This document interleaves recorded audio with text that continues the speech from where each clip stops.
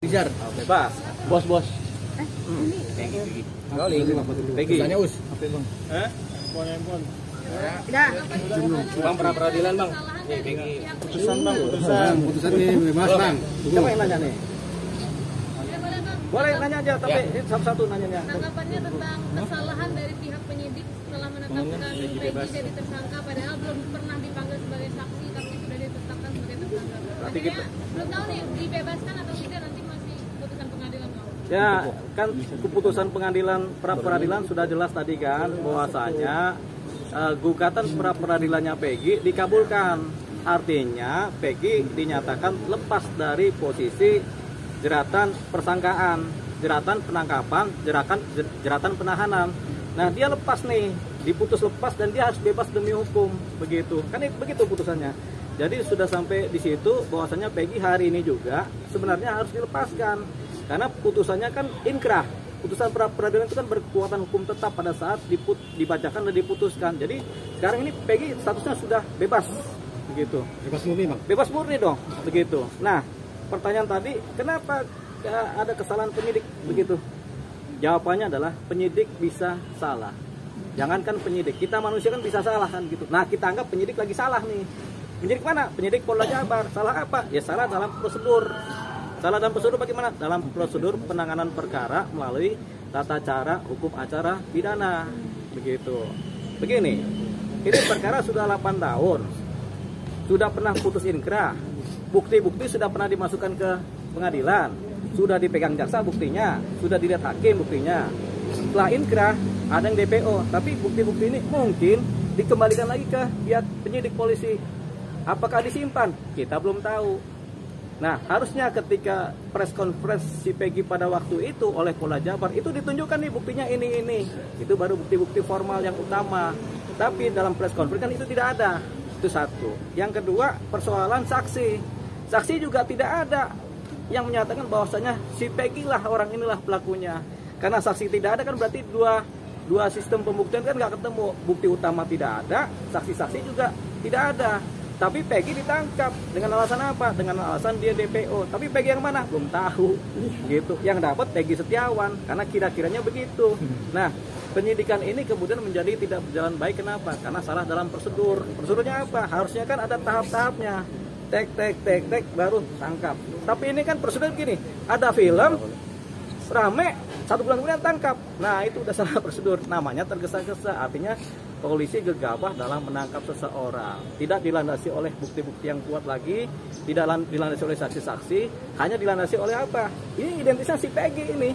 Berdasarkan cerita ijazah segala macam. Tapi itu kan bukan bukti perkara pidana pembunuhan. Bukan bukti perkara pidana pengeroyokan. Itu kan bukti identitas seseorang. Itu sebenarnya tidak bisa dipakai untuk menjerat si Pegi sebagai tersangka dalam perkara pembunuhan. Nah, pihak Polda Jawa Barat nggak pernah tuh memberikan bukti-bukti yang akurat tentang itu di press conference. Demikian pula di wilayah pra peradilan kemarin. Di pra peradilan kemarin saksi juga tidak ada, bukti-bukti tidak ada. Sudah kita bisa prediksi dari dasarnya press conference bahwasanya bukti-buktinya lemah, saksinya lemah. Karena semuanya lemah, ya sudah. Ini orang walaupun dia diduga bersalah pun harus dilepaskan. Kenapa? Karena kekurangan bukti dan kekurangan saksi. Nah, jangan diperlakukan untuk diperpanjang. Nah, karena sudah diputus pra peradilan, tentunya kan kita semua bersyukur. Syukur, puji Tuhan. Nah, bahwasanya Pegi lepas. Walaupun dia bersalah tapi dia lepas karena kurangnya bukti-bukti, kurangnya saksi. Nama baiknya tentunya direhabilitasi. Kan sudah diputus di pengadilan bahwasanya di pra peradilan kan, nama baiknya harus direhabilitasi, nama dan harkat martabatnya. Bagaimana caranya? Tentu bisa lewat putusan pengadilan itu disebarluaskan, bisa juga kemudian Polda Jawa Barat kemudian mengeluarkan statement ya kepada media bahwasanya kami dengan ini memohon maaf atas tindakan kami. Kan bisa begitu. Itu kan salah satu bentuk memulihkan martabat dan harkat seseorang. Bang, kalau Pegi memilih menggugat balik gimana bang? Yang menggugat balik bang mungkin sejumlah uang itu bang. Nah, ini kan kebetulan baru sampai rehabilitasi nama. Kalau minta ganti rugi itu bisa gugat lagi. Gugatnya perdata karena terjadi kesalahan prosedur dan sudah menang pra peradilan. Teman-teman dari kuasa hukum Pegi ini kan mengugat meminta ganti rugi berapa? 15 triliun kalau mereka berani, begitu kan. atau 15 miliar kalau mereka berani, atau secukupnya. Buat apa? Buat si Peggy yang tadinya di penjara kan dikembalikan hak-haknya, kasih ganti rugi uang buat apa? Buat supaya Peggy sekolah, biar jadi apa? Kan sekarang kuli bangunan jadi mandor. Naik dikit gitu. Artinya apa? Kemampuan Polda untuk membayar ganti rugi kan kita bisa ukur juga. Jangan sampai mereka urunan gitu, jangan, bahaya juga. Masyarakat jadi menilai kinerja kepolisian ini gimana ini Bang? Begini, sebenarnya Polda Jabar bersyukur dengan adanya putusan pra-peradilan ini yang melepaskan si Peggy. Ini tentunya mengurangi pekerjaan berat si Polda Jabar sendiri. Kalau kemudian si Peggy ditolak pra-peradilannya, Polda Jabar harus kerja keras nih untuk melengkapi yang namanya bukti-bukti dan saksi-saksi. Mereka akan beradu dengan kejaksaan di sana. Jaksa pastikan ini berkas belum lengkap, dibalikin. Ini berbahaya malah. Apalagi kalau sampai sidang utama di pokok perkara, di mana kemudian gelar perkara yang dibedah sedemikian rupa dan kemudian ternyata kosong. Jadi Polda Jabar bersyukur terselamatkan. Mungkin sekarang mereka kena sedikit, rugi sedikit, tapi kalau dijalankan ini terus bisa rugi banyak Polda Jabar gitu. Jadi udah bener nih, Polda Jabar bersyukur, Peggy lepas, kuasa hukum juga bersyukur, Peggy lepas, kita juga bersyukur kan. Si Peggy lepas kenapa? Karena rasa keadilan masyarakat terpenuhi.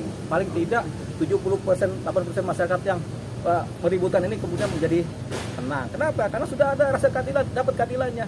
Walaupun Peggy belum tentu bersalah, belum tentu tidak bersalah. Kan putusannya begitu. Ya kan, peradilan karena apa? Kurang bukti, kurang saksi, kurang administrasi, dilepaskan lah. Lebih baik melepaskan orang yang bersalah karena kurang bukti dibanding menghukum orang yang tidak bersalah. Gitu. Bang, tapi masih ada ini nggak Bang? Artinya ya. Peggy. Ini kan sudah menang, sudah putus tadi. Bang, ada lagi. Masih ada upaya hukum selang nggak Bang untuk pihak Polda Jabar untuk melakukan ini Bang, mengajukan gugatan tentang putusan pra peradilan? Begini, pra peradilan ini sifatnya sebenarnya sudah inkrah ya. Iya. Dipaksakan juga udah sia-sia.